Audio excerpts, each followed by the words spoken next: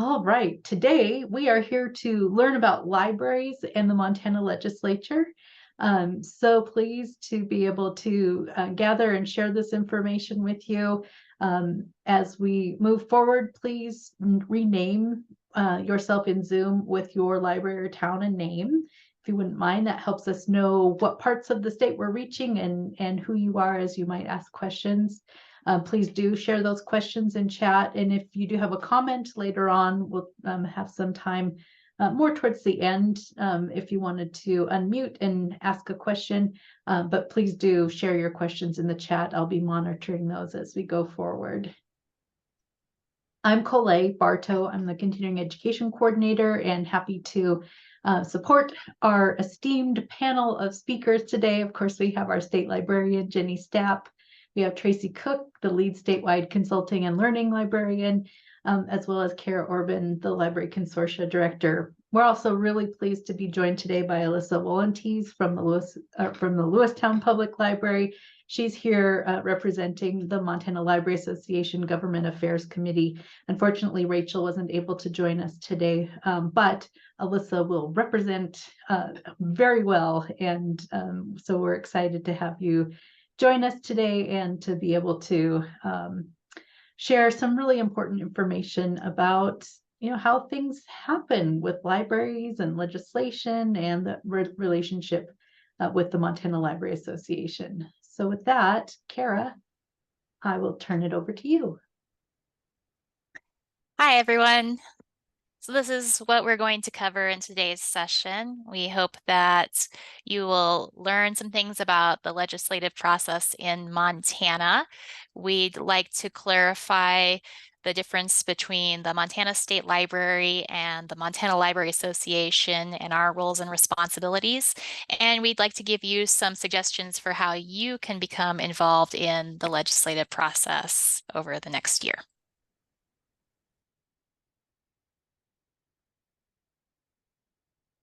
So with that in mind, again, please formulate your questions and add those to the chat. But we did want to give a little bit of a historical perspective of Montana libraries and legislation that has affected and actually helped us to grow libraries over a very long period of time.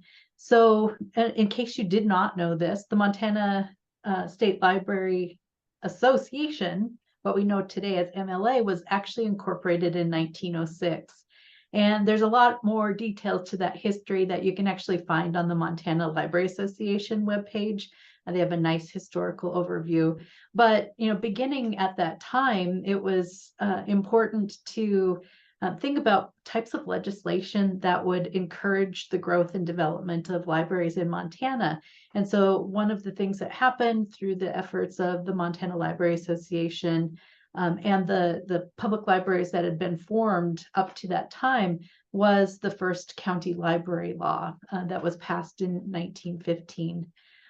Also, during that time and moving forward, there really wasn't a state agency or organization that could support the development of libraries. And that's where the Montana Library Association worked very hard over a number of years, as you can tell. And in 1929, a law was passed that actually created our State Library Extension Commission, what we now know as the Montana State Library Commission. That law was passed in 1929, but some of you who are familiar with history may remember that there was another big event in 1929, the beginning of the Great Depression, the stock market crash. And so in intervening years, there was not a lot of activity because that commission was not funded. And there was some issues with staffing, I'll just say, over that time period. So, but what did continue was the efforts of the Montana Library Association to get support, financial support for that commission, but also working through the legislature and just working with libraries across the state. They recognized that they could continue to communicate, and that's when the bulletins and newsletters, an example of which that you see on the screen here, were started and sent out. It was a collaborative effort. Different libraries took turns publishing a newsletter. And so kind of one of the end results, because of strong communication and strong relationships that were really supported by the Montana Library Association, the State Library Commission was actually funded in the 1945 legislature. And that's when a state librarian was hired. And really, that's the state agency that we know began its work in developing libraries across the state. I'll just kind of wrap this up. The history and the activity of the Montana Library Association with the Montana State Library has been a partnership. And so as you look into the archives and as we're coming up on another annual conference with the Montana Library Association, you see some of the faces from the past, including Alma Jacobs is in the picture on the left, and then another esteemed panel that you see in the middle photo. But when we come forward to today, you'll see pictures of Alissa and Rachel, Jennie Stapp, and then Bruce Newell from the Trust for Montana Libraries, honoring a legislator at last year's annual conference. And so we just wanted to kind of give you a sense, a little bit of the history and some of the activities where the Library Association and the State Library have been able to support each other, basically in supporting the growth and development of libraries in our state. So that's the history lesson, and I'm going to pass it off to Jennie.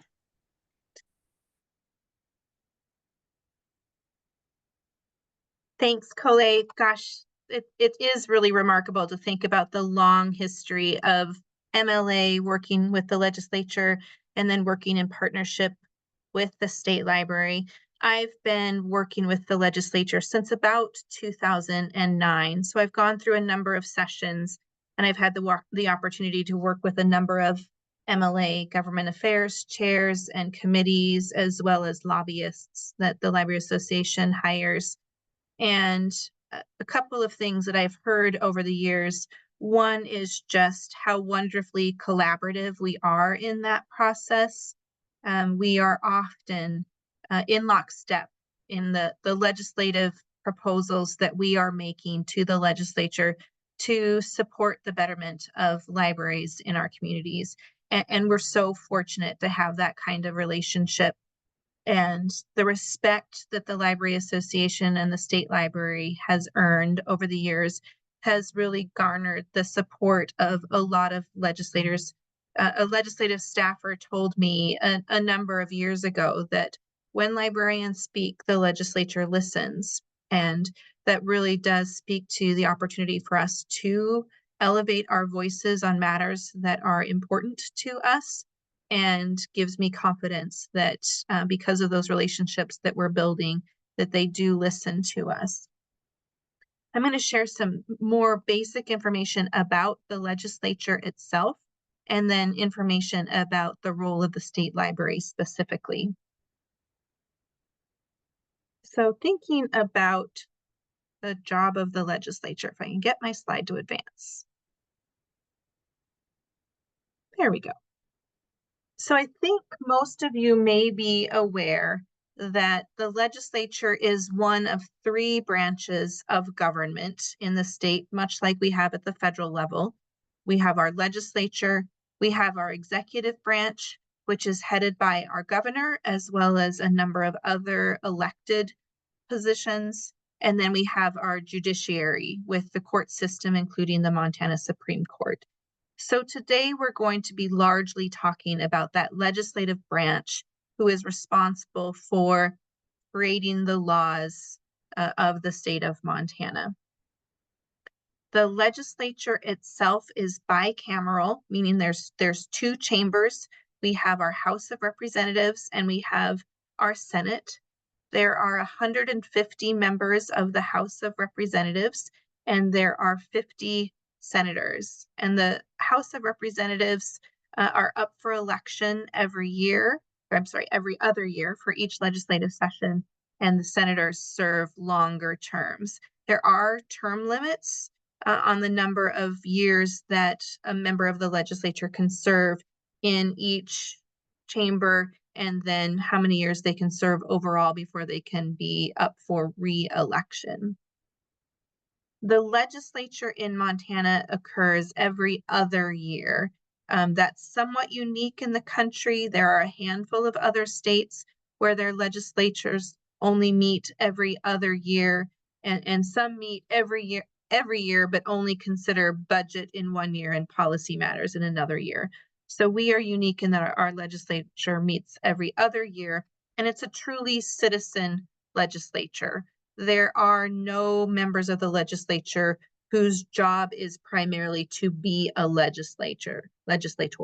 They are farmers and ranchers, they are business owners, they are teachers, they are any other number of professionals, including attorneys. And so they have other jobs. However, the job of being a legislator is very, very demanding. And we've included some information from a guide that was prepared by the legislature about the role of a legislator. And even though we say the legislature only meets every other year, they have a significant amount of work, both when the legislature is in session, as well as during what's called the interim in between those legislative sessions. Really, when it comes down to what the job of a legislator is, the one constitutional responsibility that the legislature has is to pass a budget for the state of Montana, the operating budget under which we do our work. That is the one thing that if they left town would cause state government to not function. And then at the same time, they also pass a number of laws. This last legislative session, I should have looked up the number. They passed more laws than ever before, and they heard more pieces of legislation than ever before. And that number of bills that they're hearing continues to escalate. I wanted to mention, with regard to passing the budget, there's a bill called House Bill 2, which is the primary state budget bill, where most of the appropriations for state government to function occur. There are other pieces of legislation through what are called statutory appropriations, where a separate piece of law directs funding to occur. So you'll often hear us refer to the state aid to public libraries that's appropriated by the legislature as a statutory appropriation. That's because there is a law on the books of the state of Montana that mandate an amount of funding be distributed to public libraries. So that's what's called a statutory appropriation. It may seem somewhat straightforward to think about how the legislature adopts a budget.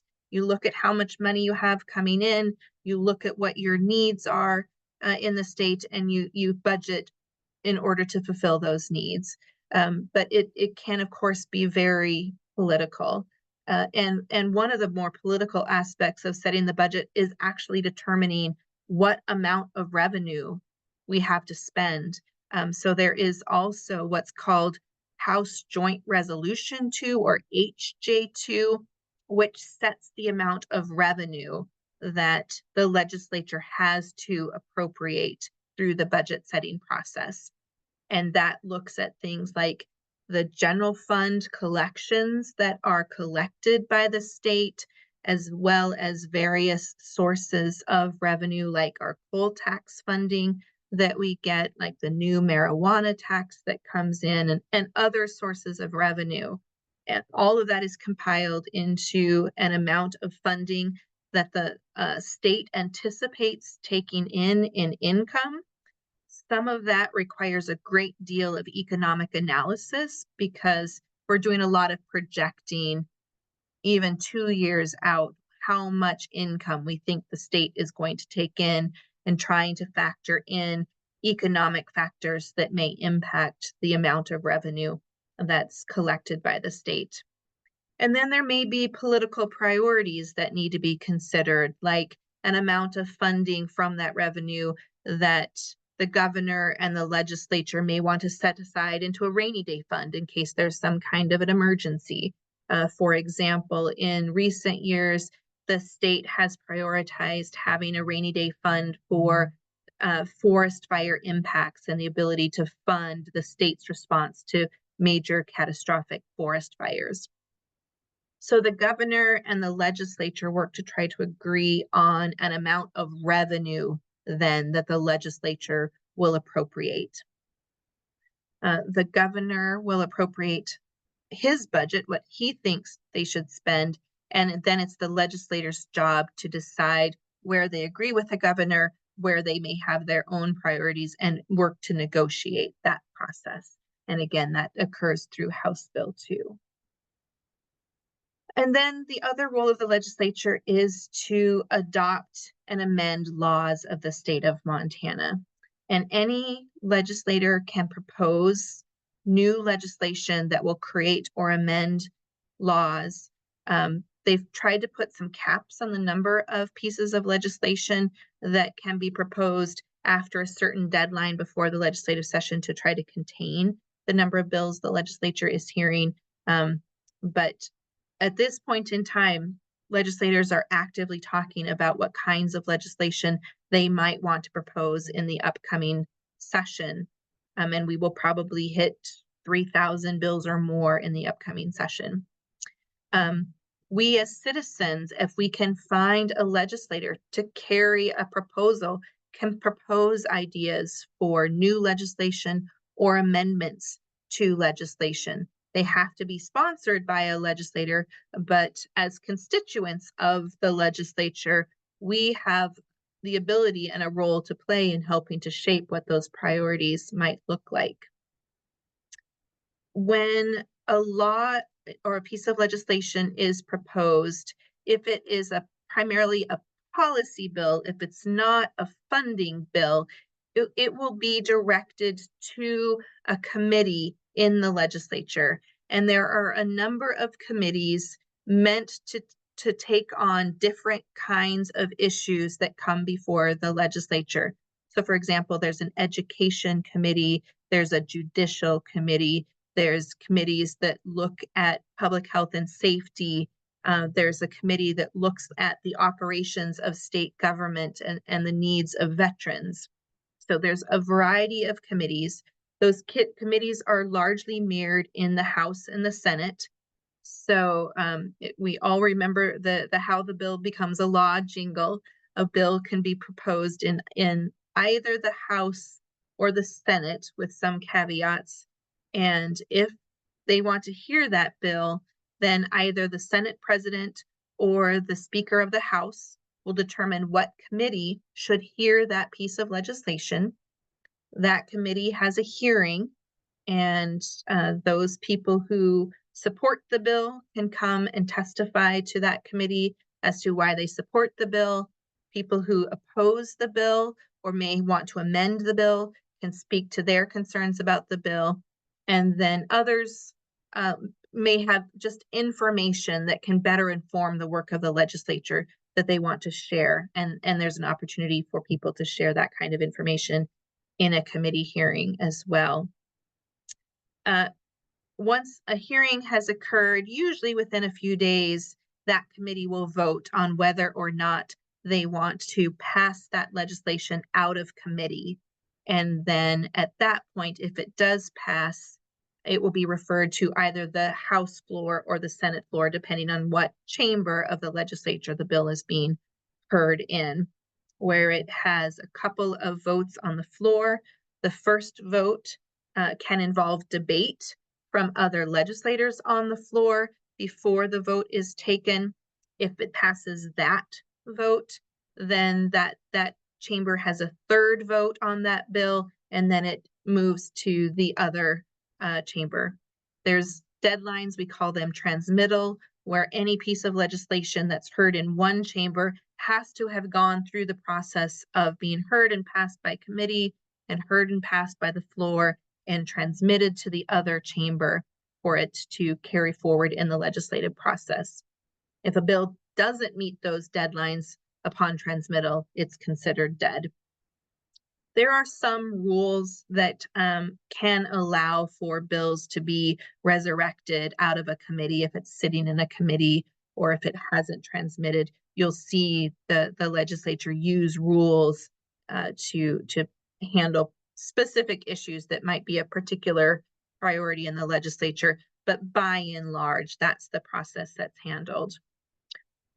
Oftentimes, of course, policy bills carry fiscal components to them. For example, in this last legislative session, it was the period of time where we needed to have the legislature reauthorize our state aid legislation. So that was a policy decision of the legislature. Did they want to appropriate state monies to public libraries or not? And then there was a fiscal question. We were asking them to increase the amount of funding available through state aid. So a policy committee heard the bill first, was passed out of that committee. It had a vote first on the House floor. And then because it carried that fiscal component, it was referred back to an appropriations committee. And that committee too had to have a hearing and deliberate on whether or not they wanted to allow that piece of legislation to proceed. So there is some back and forth when the policy issues also has fiscal components. And then those relate back to the overall budget setting process then. As bills are passing that carry fiscal components, the legislature's fiscal staff are adding those bills into the amounts of funding that are being appropriated and comparing them to that revenue threshold that has been set through the House Joint Resolution 2. So those are sort of how the policy and the fiscal committees during the legislative session work together. And then, of course, once a bill is ultimately passed by the legislature, then it's up to the governor to decide if he wants to sign that bill or not. And if it's passed, then the legislation typically has an implementation date when it goes into effect. If the governor decides to veto the bill, then the legislature has to decide whether or not they think they have the votes to overturn that veto. They can vote to overturn it. Oftentimes, as is in the news right now, the legislature may be polled to determine if they want to pursue overturning a governor's veto or not. So that's during the 90 days when the legislature is in session. One of my favorite things about the legislature, this is just a little aside, you'll often hear the House and the Senate floors adjourn, and for up to 85-ish or so days, they will always say the House adjourns until such and such date at such and such time. So the legislature is still in session. And then as you get close to the end of the legislative session, you'll hear motions to adjourn sine die. And for those of you who know Latin, that means without days, meaning they're not adjourning to a specific date and time. They're adjourning to a point in time that is not determined. There are no more days. And that becomes a little bit political too, to see if someone has the votes to adopt the motion to adjourn sine die. And once a chamber votes to adjourn sine die, their work is done. And then it's up to the other chamber to determine when their work will be done. But once a chamber has adjourned sine die, it does hamstring the work of the other chamber a little bit, because there can be no more transmittal of bills and back and forth final negotiations, as often happens at the end of a legislative session. So if you see a joyous email from me on Wire that says they've adjourned sine die, we're all here breathing a sigh of relief because their work is concluded. I say it's concluded, but it's really not, because there are also interim committees that meet between the legislative sessions during the interim. Like the policy committees that exist during the session, there are policy committees that conduct studies and that evaluate the effectiveness of legislation during the interim. They also hear reports from agencies like the state library. So again, there is an education interim committee There is a judicial committee. There's committees that look at public health and safety and state agency management and veterans affairs and so forth.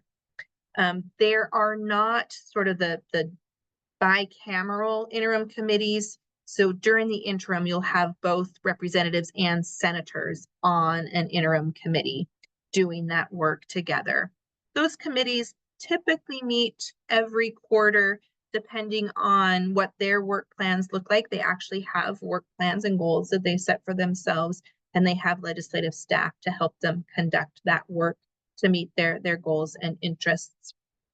One of the significant changes that happened in the 2023 legislative session is a bill passed that changed the makeup of those interim committees.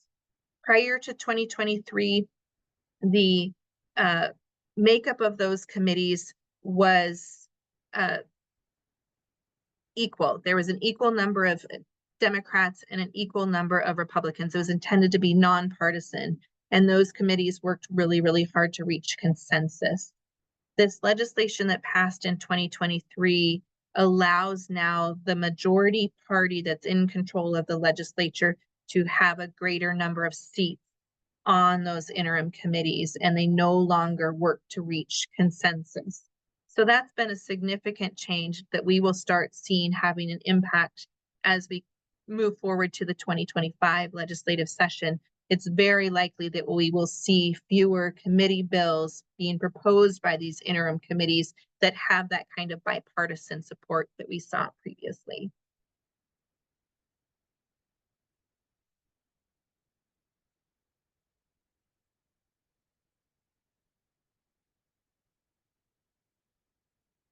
So just quickly looking at sort of where we are in the process. This is really a cyclical process where in the odd years, the legislature is in session. They always start in January of odd numbered years.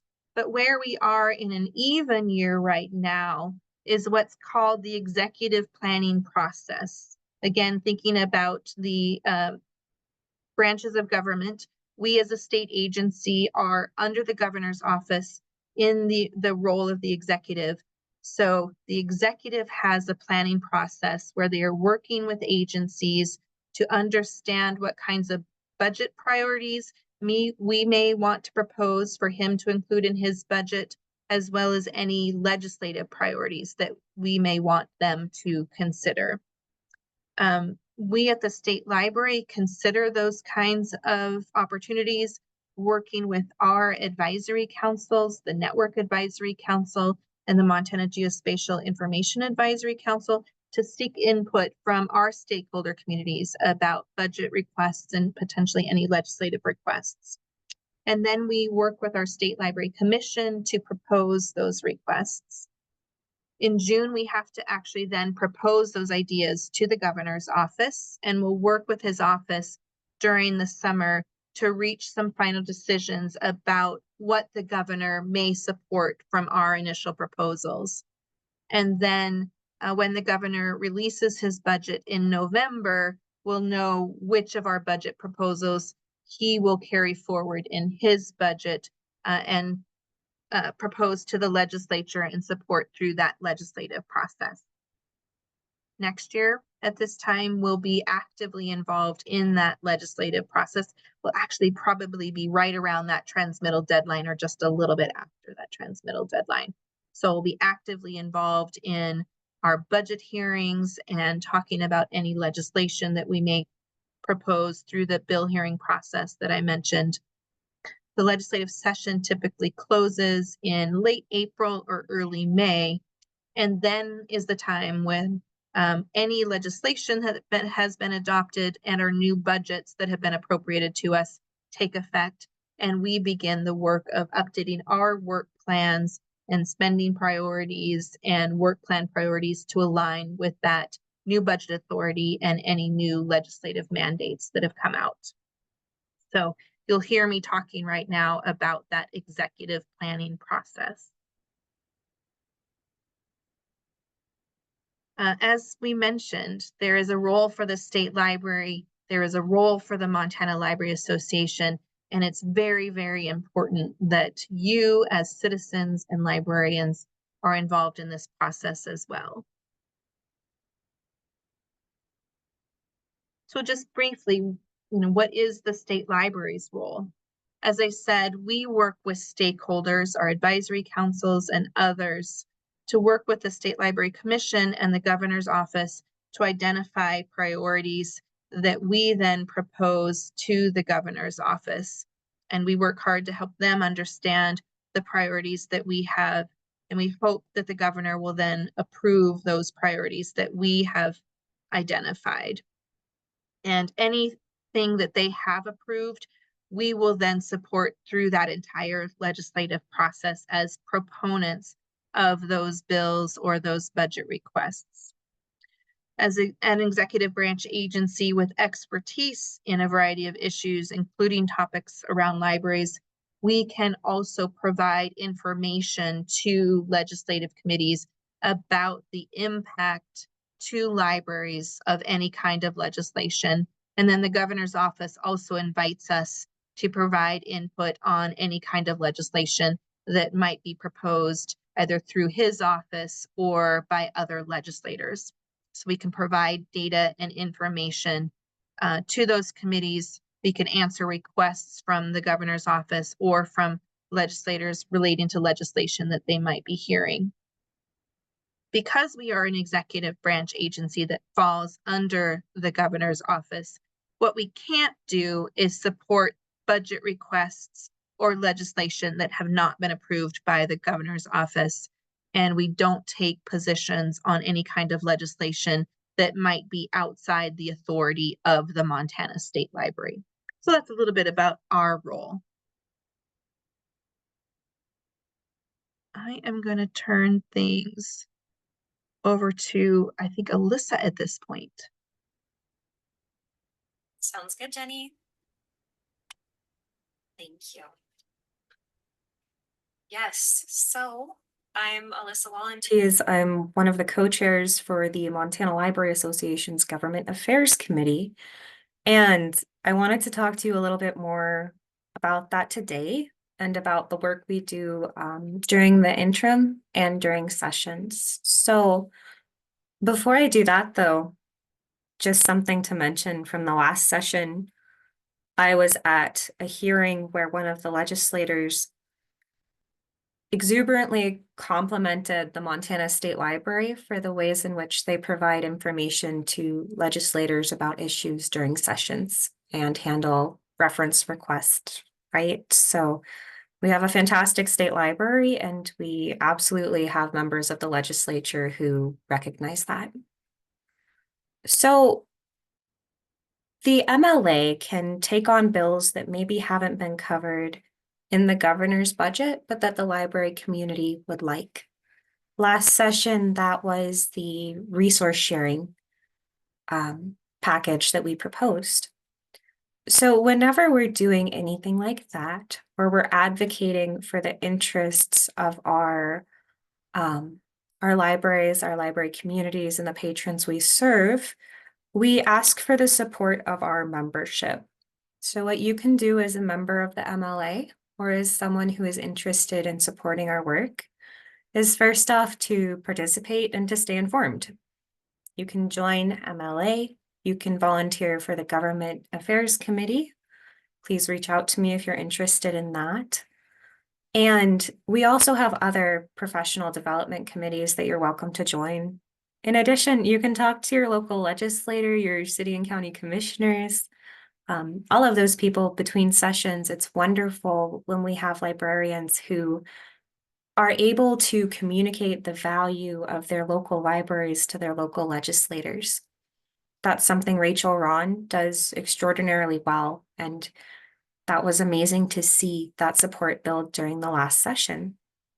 And then one of our big events that's very fun is Legislative Night. So that's a chance for you, for your trustees, for your friends and foundation members to come to Helena, to have a night of drinks, appetizers, all of that with legislators, and to introduce yourselves in the work you do. It's a great way to talk about what you're doing at the local level and what your federations are doing as well. So that's the first way you can help out during the session to help us work on legislation that's important to you, right? The second way is to communicate with your trustees, friends, and foundations.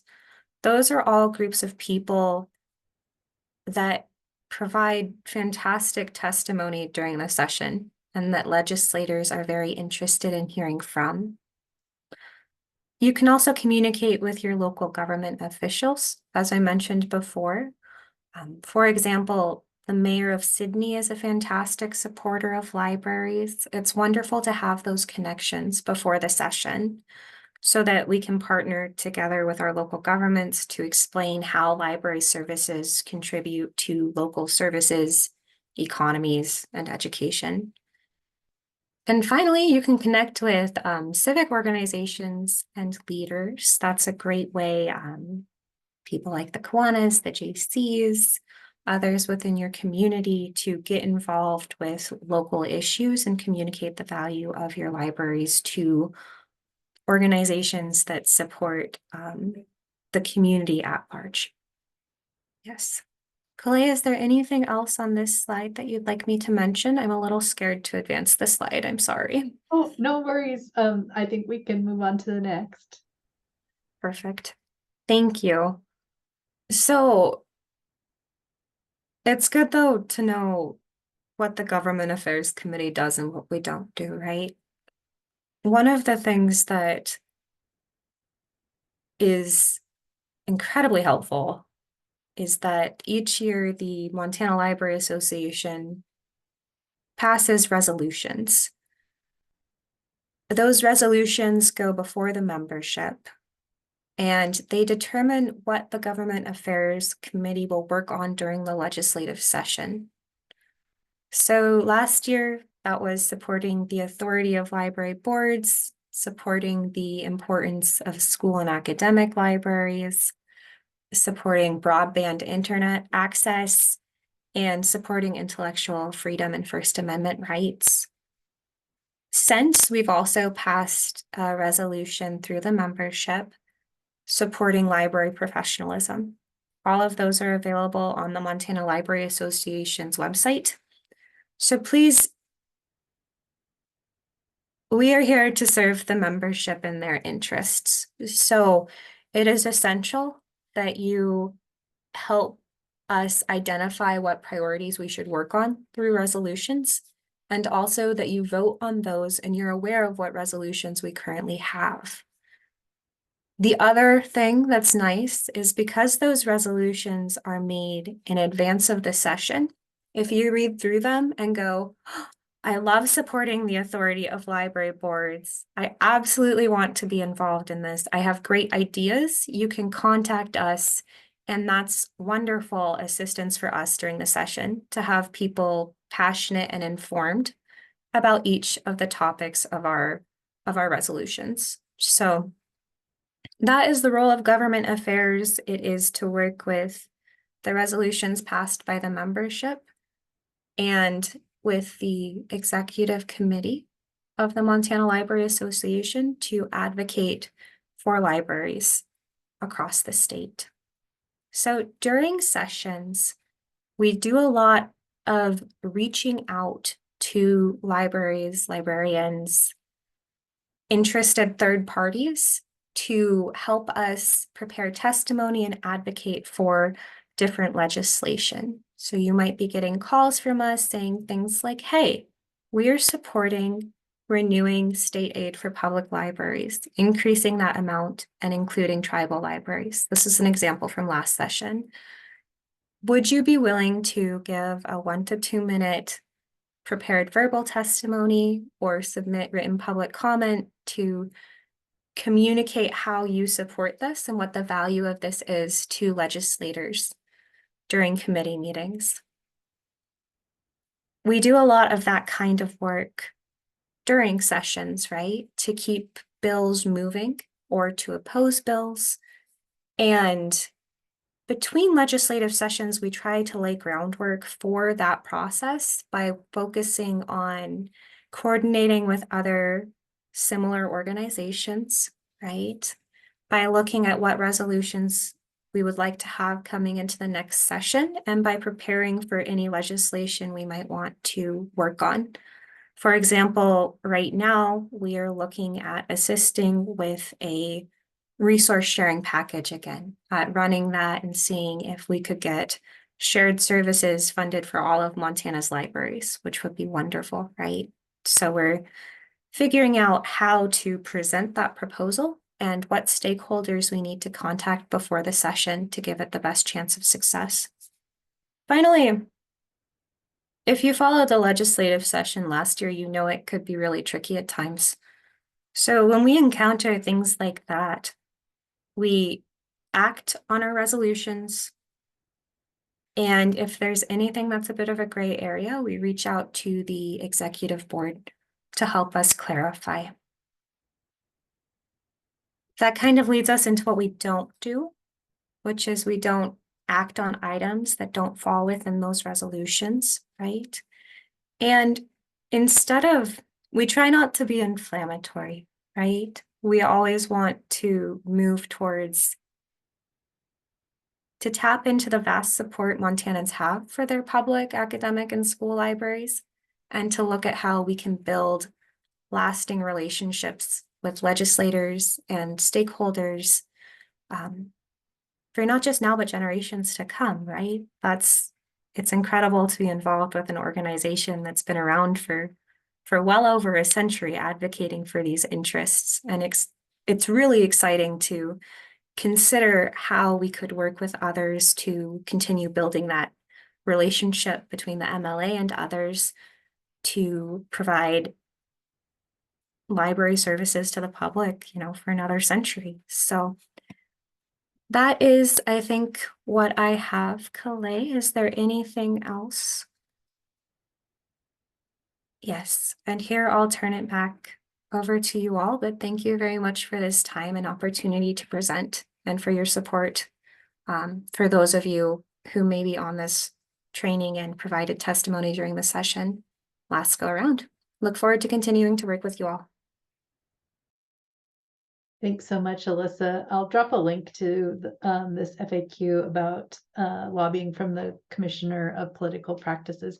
This is just informational for you as public employees. There are certain guidelines and parameters around what we can do in terms of what you might think of as lobbying and that. So it's just good to be aware of that, touch base with your employer, and especially those of us who are state employees. We have really specific things that are boundaries around what we can do. Let's see here. Cara, would you like to cover this next item? Yes. Hello again. Well, Alissa gave you a lot of great information about MLA's work and some ways that you can be involved between sessions and during the session. And from the state library perspective, we have some ideas for you to stay engaged as well. So 4 different ways you can be active and prepare for the session. Number 1, if you have ideas about existing or potential legislative items, please reach out to the State Library or to MLA. We love to hear from you. We love to hear your perspective, and it really does help us to strengthen our work and our ideas. So please do reach out if you have thoughts or questions to share with us. Number 2, be proactive. As Alissa said, laying the groundwork for this future legislation takes time, and emphasizing the importance of those relationships. A great time to build your relationship is before you need to ask somebody for something. So talk to your local legislators, find out what issues are important to them if you don't already know, and think about how the library can help address those issues. Number 3, review the 2024 MLA resolutions, which Alissa also mentioned. These will be discussed at the MLA members meeting at the annual conference, which is coming up in a few short weeks. So be looking for those. And finally, number 4, attend Montana State Library Commission meetings. The State Library staff is here to serve you, the library community, and the Commission wants to hear from you about your needs and priorities. And you can find all of the Commission's meeting dates on the Aspen events calendar. Their next meeting is on Wednesday, April 17th at the Library Association Conference in Butte. If you happen to be there, you're welcome to attend. It's open to the public. You can also attend any of the Commission's meetings online via Zoom. You can find that link and meeting materials also in the Aspen events calendar. And if you can't make the meeting while it's happening, you can view it afterwards. All Commission meetings are recorded and the recordings are made available on our Montana State Library YouTube channel. So lots of ways for you to keep up with what's going on with the Commission and to interact with the Commission. So thank you for your engagement, and I will turn it back to my colleagues.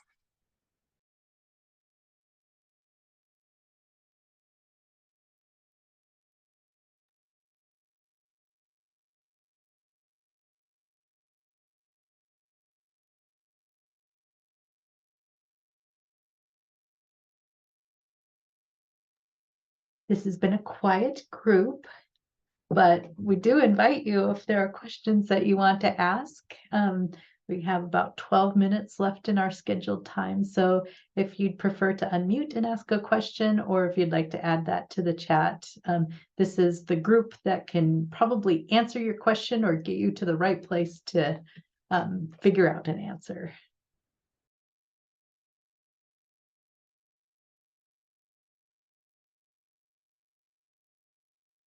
Thanks, Morgan.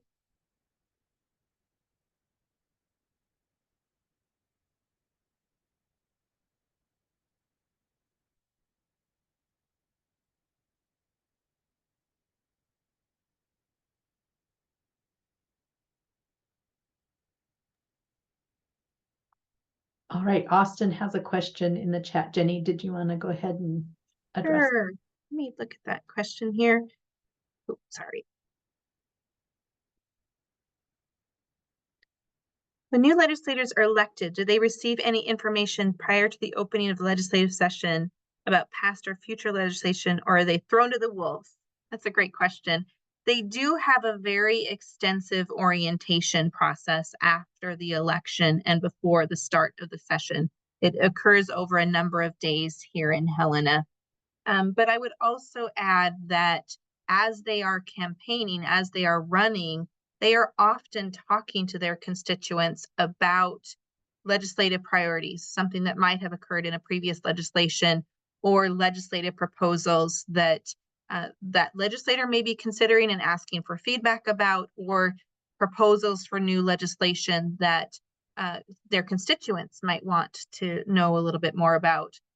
One example from the state library, we are actively involved in providing GIS data and support to local government public safety offices to help support what's called Next Generation 911.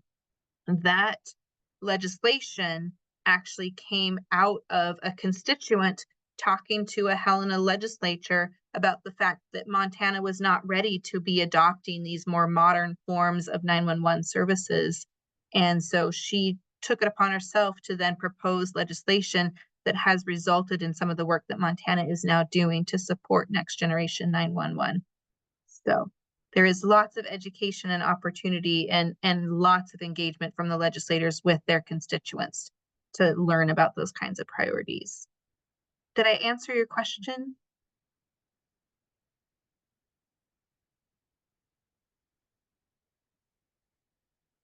Great, thanks.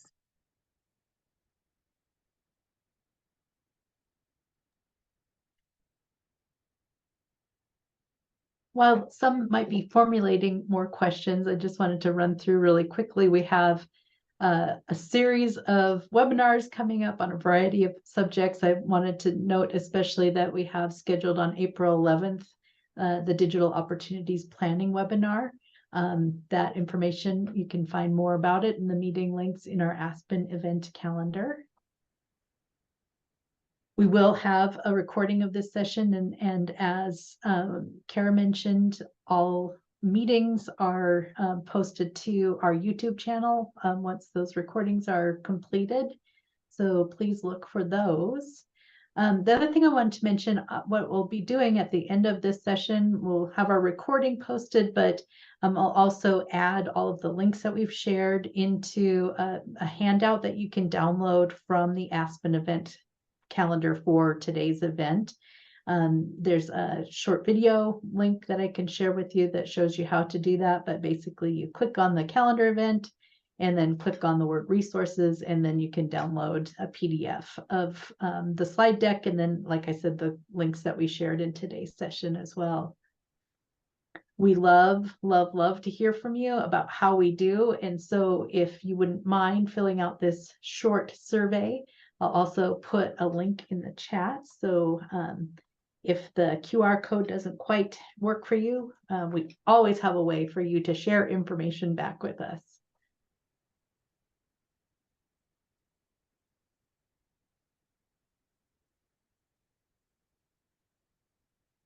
Thank you so much for joining us today. This will conclude our recording of this session. We hope that you learned something new, but also have gained some insight and perhaps a call to action with how you might support either the role of the State Library or the Montana Library Association in building out support for legislation and funding in the future. So thanks so much for joining us today. Thank you, everyone.